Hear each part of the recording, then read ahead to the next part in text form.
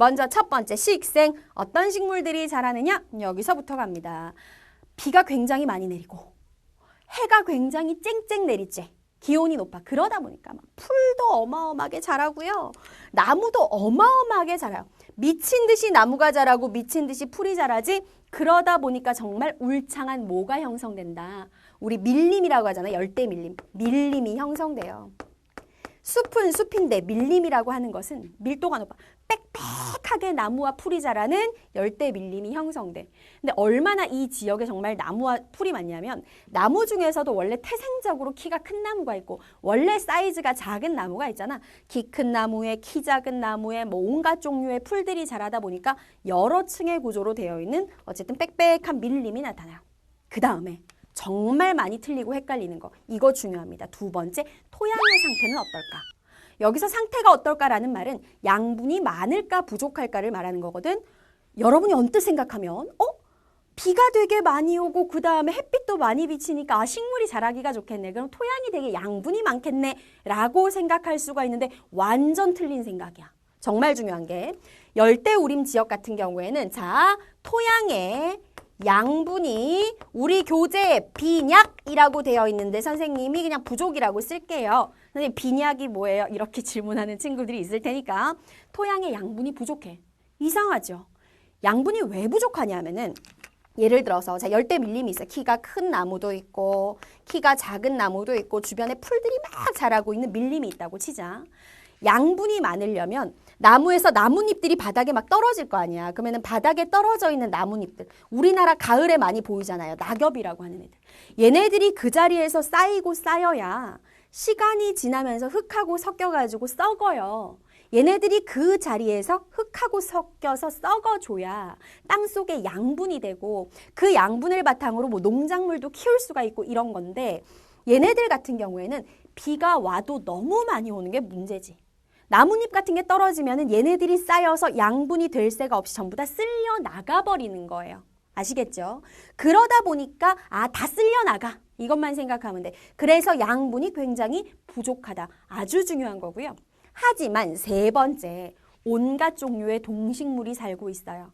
실제로 조사를 해봤더니 지구상에 존재하는 전체의 동물의 종류, 식물의 종류, 만약에 뭐 100만 가지다라고 가정하면 그 100만 가지 중에서 50만 가지 이상이 어디에 분포하느냐? 열대우림 기후지역에 분포하고 살고 있더라.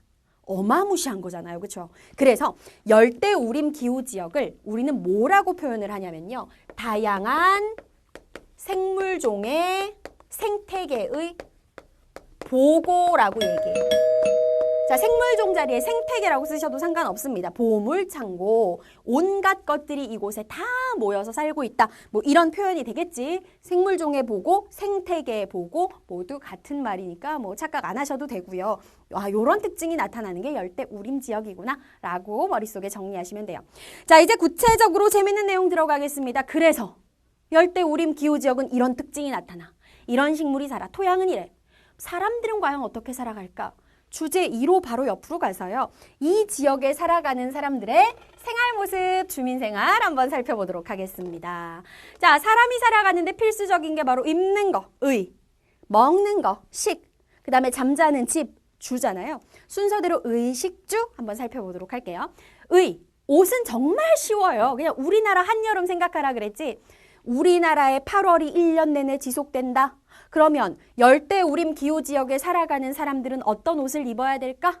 우리나라 사람들의 한여름의 복장을 입어야 되겠죠? 습하고 더우니까 옷은 최대한 몸에 칭칭 감기면 안 돼. 가벼워야 되고 바람이 잘 통해야 되겠죠? 통풍이 잘 되는 그런 얇은 옷을 입고 산다. 1년 내내.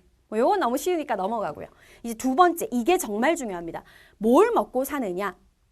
여름에 음식 정말 잘 상하는 거 여러분들 알고 있지?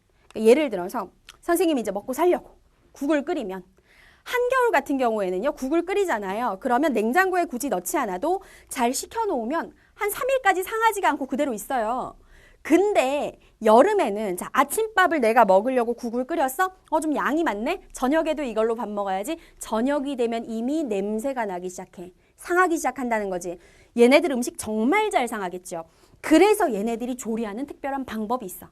음식이 상하는 걸 방지하려면 첫 번째, 삶으면 안 돼요.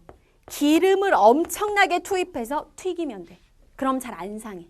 그 다음에 두 번째, 상하지 않게 하기 위해서 음식에다가 향신료를 엄청 많이 써요.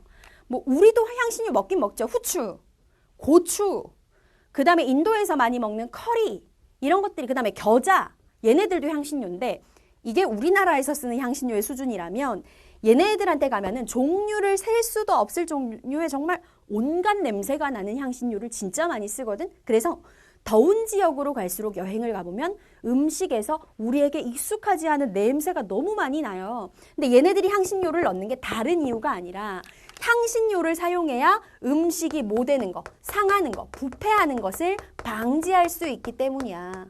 아주 중요한 내용이고요.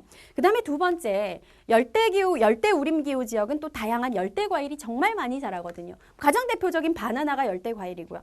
그 다음에 여러분 들어봤는지 모르겠지만 두리안이라고 있어. 두리안이라고. 선생님 태어나서 딱 한 번 먹어봤는데 열대기후 지역 사람들이 너무 잘 먹는 과일이래요. 근데 막상 먹어보면은 맛이 나쁘진 않은데 먹기 전까지가 정말 와, 이거는 안 맡아본 사람한테 표현을 할 수가 없는 냄새예요. 시궁창 냄새, 암모니아 냄새, 하수구 냄새, 막 양말 냄새 이런 게 막 섞여 있는 냄새가 나. 근데 걔네들은 그게 익숙해져서 먹지. 일단 먹어보면 맛있으니까. 어쨌든 이러한 다양한 열대 과일을 어디다가 활용한다. 요리의 재료로 활용을 하고 있다. 요게 열대 우림 지역의 주민들의 식생활입니다.